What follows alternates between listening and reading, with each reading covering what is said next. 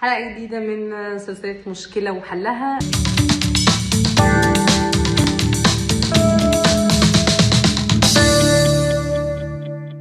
النهاردة هنتكلم عن فرق ما بين فيرب heiraten وفيرب verheiraten. لو هتستخدم الفيرب اللي انت عايز تقول بيه ان انا هتجوز او اتجوزت، فيرب مش adjective معنى متزوج، ني فيرب، فهو ما فيش غير فيرب heiraten.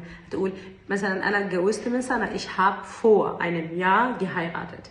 هتجوز السنة الجاية، nächstes Jahr werde ich heiraten. فهو ده الفيرب. Und dieses Verb wird nicht als Adjektiv benutzt. يعني أنا ما بستخدموش كأدجكتيف، هو يتزوج أو تزوج وهكذا.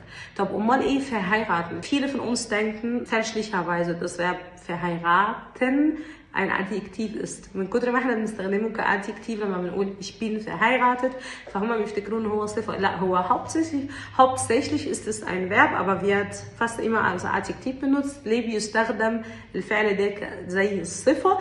لأن verheiraten معناه ببساطة يزوج.